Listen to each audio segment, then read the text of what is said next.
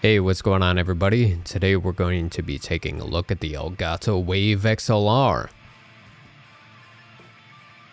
It has one knob on the front to control everything. The first setting is for the mic gain. You push the button. The second setting is for your monitoring or headphone volume. The third setting is for the mix between your microphone and your computer, so direct monitoring. If you push the middle button down and hold it for about 2 seconds, it'll turn off or turn on the phantom power. You will be able to see that by the light lit up on the bottom right. If you touch the top back of the unit, there is a sort of touch mechanism that will mute your microphone. On the back, we have a XLR in, a headphone out, and a USB-C out to connect to your computer.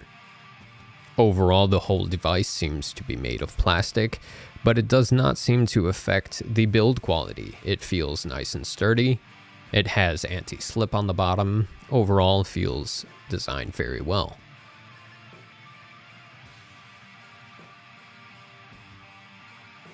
The Wave XLR also provides 75 dB of gain, so it is definitely powerful enough for gain-hungry microphones such as the Shure sm7b.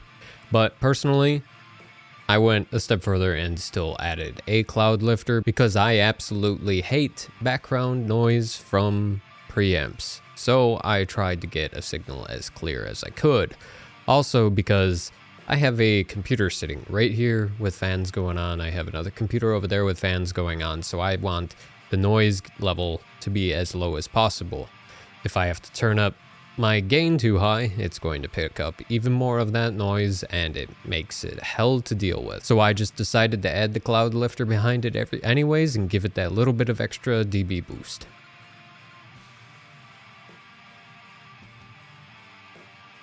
Alright, so once you have the Wave XLR all hooked up, go and download and install the Wave link from Elgato's website.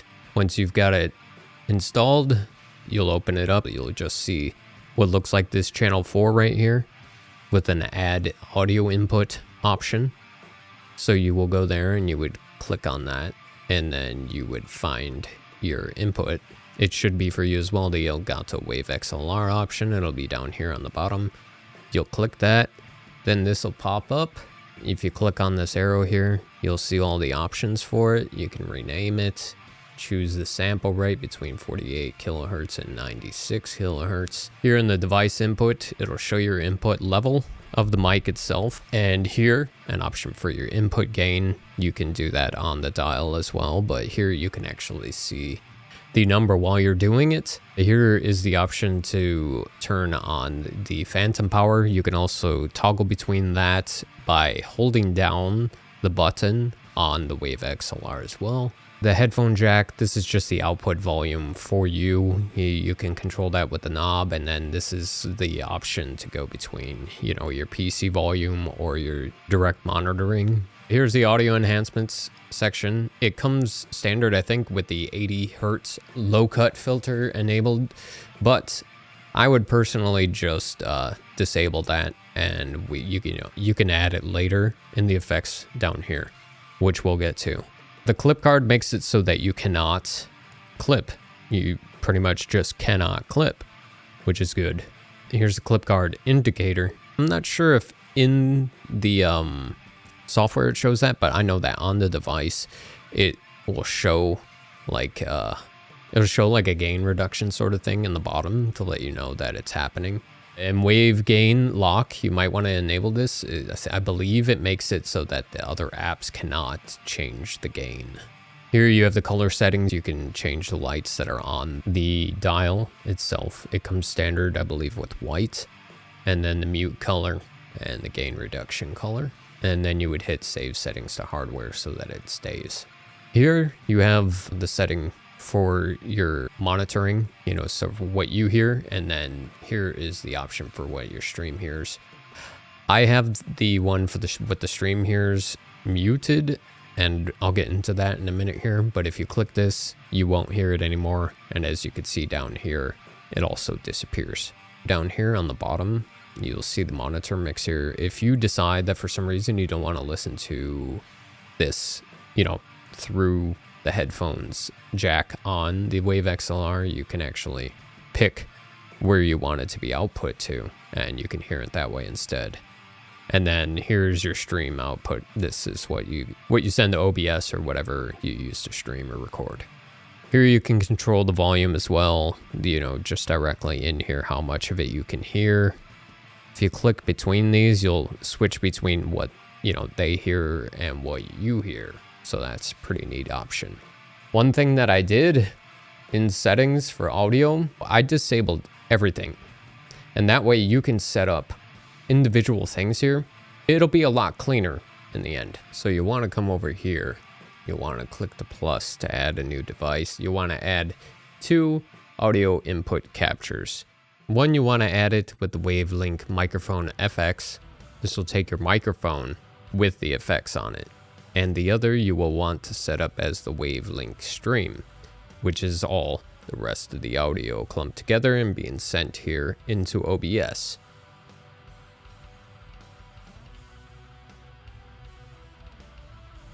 So when it comes to the mic setup, I'm going to disable everything here real quick. So you want to come into your gain here. Usually you want your peaks when I'm being loud like that. If you look down here, I'm coming to about 12 to 15. You probably want to be about that range there. So adjust your input gain until you get into that section, about 15, 12, 15. Then personally, this is my personal preference, I like to start with the gate. You go to here and you'll click the plus. Go down to your VST of choice. We want to go with the RIA gate from RIA plugs. It'll be put into here. I usually like to keep a pretty moderate sort of gate here. As you can hear. You can hear all these sounds. But all the random crap as well as fans and such, it'll be taken out. I like to keep a pretty quick attack, 1 to 3 milliseconds. I go with 3 milliseconds just so it isn't like va, va, va, va, you know what I mean, like instant. Sometimes you won't be able to tell, but I rather keep it at 3 than 1. I added a hold here on top of the 100 millisecond release because it seems to create a little bit more of a natural effect when you stop talking. As you can hear, I'm not just being cut off. It's actually blending out. It's not just going. I think it sounds better. This is kind of like in OBS. This would be threshold and this would be close. But so if you leave this at 0 dB, it's going to use thresholds as the open and close. And that seems to work pretty good here, but you can bring this down if you need just a little bit more. Even just a couple dB here usually works pretty nice. But overall, I would personally just use it like this at 0 dB, Hysterious. After you have your gate set up, I usually tend to come over into an EQ right away. So we'll enable that. See, it doesn't sound too much different. I only did like a slight amount of correction here in the midsection to take out like the boxiness. Down at the bottom, you can even see here on the Wave XLR's equalizer, it'll tell you what they do. So I went and I took out a bit here at about 215, a little bit around the 400 and 500 range. Sounds pretty crappy in those ranges, so I tend to just take those out. This is like 1.2, and then we got a little bit of 3K here because it was a little bit aggressive. You're not going to want to follow exactly what I did because everybody's mic and room sounds different. But as a rule of thumb, right around here, you're going to get a little bit of mud out of the mix. But right around here, around the 400 to 500 range, if you can't figure out why your mic sounds really strange, try boosting this range and then cutting it a tiny bit, and it'll kind of take out that, you know, like that. It's not like that boomy effect, but the, you know, like that weird sort of crappy sound. I don't know. It's just a crap frequency that everyone usually likes to get rid of. It's around 400 to 500 hertz. And then over here we have 1.2 1.2 range. Some people might need to add to this. Personally, for mine, I needed to take it out. The 3K range takes out a bit of a very sibilant sort of attack, not pleasurable for hearing. See, if I disable it, I don't really sound too much different, but it doesn't sound as good. And then when I re-enable it, it sounds nice and smooth. A lot to do with your mic sound as well will be your room and your technique when it comes to the microphone. You're going to want to sit at the correct distance from the mic as it was designed to be. For example, this Shure sm7b that I'm using, you want to get pretty much right up on it. A good, I don't know, 4 inches, maybe 6 inches, something like that. I mean, if you get right up on it, you get the whole proximity effect going on, but I don't need that. I'm going to sit back a little bit and not too far, because if you get far away, it's going to start sounding like crap and you're going to pick up room sound. Everything is a lot easier to balance when you're close to the mic. Next, I will go and add a compressor. First, you want to bring this threshold down to where it's just taking off your peaks. You don't want to smash it. I mean, technically, some people like that effect. They go for the whole broadcasty effect where everything is really smashed and really in your face all the time like that. But I don't like that. I'll personally just set it so it's clipping off my loud points and bringing it level with when I'm talking normally. And I'm taking off probably about 3 dB to 3 dB when I'm getting actual peaks coming out. And if I get really loud, it'll go up to 6, but only when I'm being extremely loud. Usually I'll go with a quick attack of about 3 milliseconds, release of about 100. It's pretty standard for dialogue. And you want to have a ratio of about 3.5 to 5. I usually go with 3.5, but you can go with 5 if you're a little bit more of a dynamic speaker who might get a little bit aggressive by accident. It'll bring back some of that volume in those moments when you get too loud. And usually that's more or less all I will set up on a compressor. I'll usually leave it pretty simple and standard like that. Next, I'll come on to my de-esser here.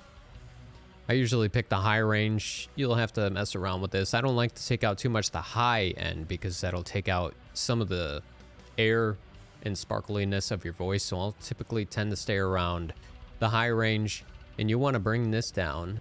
For me, it seems like the optimal range is right about minus 50 dB, because then if I do S's, it'll take it out. But then when I'm talking normally, as you can see with the red bar here, it's not really touching my voice. And the way you could tell, if you're using this plugin, you could tell right around here where the majority of your voice is happening at. So, you know, you're only getting really peaks that come through there, and you want to bring it down to there. The only thing I tend to do is turn the intensity up to about 6 here. You can go further with all of these, but I usually just use these settings right here. There's some presets here too as well. You can mess with them and see a starting point to see which one affects your voice correctly. And then personally, I'll do my gain boosting from here at this point, and we'll bring that up. No, that's a little too loud. I'll bring it back down a little bit. I think that might be okay right there. So this has got me hovering right around about the 12 to 6 dB range. Let's say maybe a little bit up in the higher section of that, so that you're not too quiet when people come watch your stream. And then finally, for my voice, I will come back over into OBS, and I'll go into filters, and I'll add a limiter. I'll set that threshold at minus 3 dB, meaning that we make sure at the end that in OBS we also still cannot clip. If you set it to about 3 dB, it'll make sure your voice cannot go any louder than that. Absolutely, no matter what you do, you cannot clip in OBS.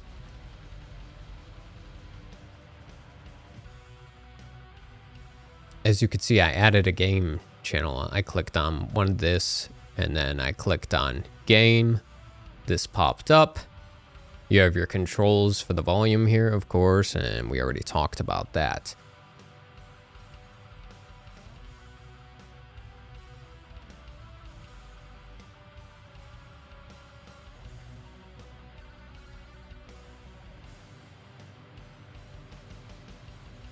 So the way that I went about this, for my capture card at least, was a bit strange. So we're gonna go over that real quick. You go into the properties and you'll come down here so that you could get the direct monitoring for it. You'll click on the output mode. Instead of capture audio, you'll set it to output desktop audio. And I picked direct sound because I found wave out was crackling and popping quite a bit. And when you do this at the beginning, it might for a second crackle and then it'll go away. This way you should be able to get direct monitoring in real time without having the delay that happens over time by using OBS's monitoring. I believe this should work correctly. So anyways, once you select that, if you go up to the top right here where there's these three like settings bars, it'll open up your volume mixer. You'll pick OBS because OBS is the thing that's sending the audio. You'll select that as your game option. And then that way it'll be output here into this. If I go and unmute that, now you'll hear it. It's coming in the OBS, as you can see down here.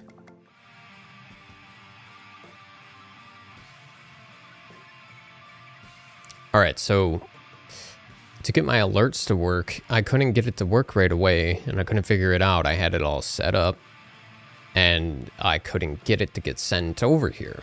So what I did was I opened up advanced audio properties and I triggered an alert in OBS so that my alert popped up.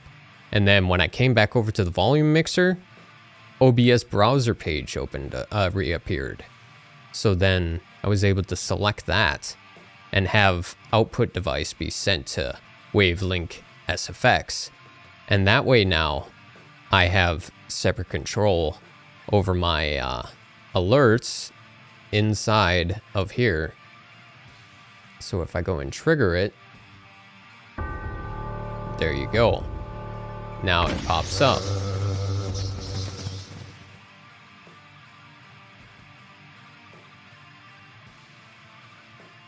Same thing with Spotify. You can come in here. You have the output devices.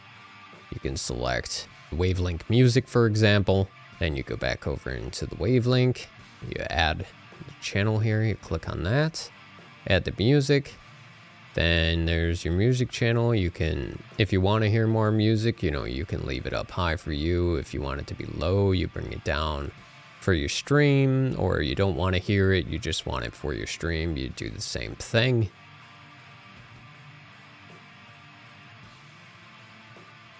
Now we're going to do something called sidechaining. Right click on your stream audio input device and go to filters. Add a compressor, add plus compressor. This pops up. You want to set it like this: 10:1 ratio. And then you want to look over at your voice here. Right where it's like the meat of your voice. So on mine, if you take a look there, it's going to be at about 20-ish. I'd say about 20-ish dB there. So you want to take that threshold and put it in that range. For me, it's 20 dB. Attack you want on 1 millisecond because you want it to be fast. The release you will want on 300 milliseconds because you don't want it to breathe in between your words. You want it to stay low until you're done speaking. And here on sidechain / ducking source, you will want to select your mic, the one that we set up before, the other audio input device. And this way, when you talk, it'll bring the volume down of everything else. Your music, your game, your alerts, your chat, your voice chat, it'll duck it just a little bit behind your voice, so your voice will pop out and your viewers will be able to hear you better. All right, so as you can see here, now when I'm speaking, the game isn't coming down all the way, but it's ducking just behind my voice a little bit. And this is why I originally set up the Wavelink to output my voice separately from the game audio so that I would be able to create that sidechain effect. And then finally, I'll go into the stream audio and I will do the exact same thing. I will add this. I mean, you could leave that one at -6 if you wanted, but I'm just going to leave them equal and have them both at -3 dB. Some people say you could go up to -1, -2, but I feel like -3 is a little bit more safe when it comes to making sure that you do not clip, and your audio does not distort.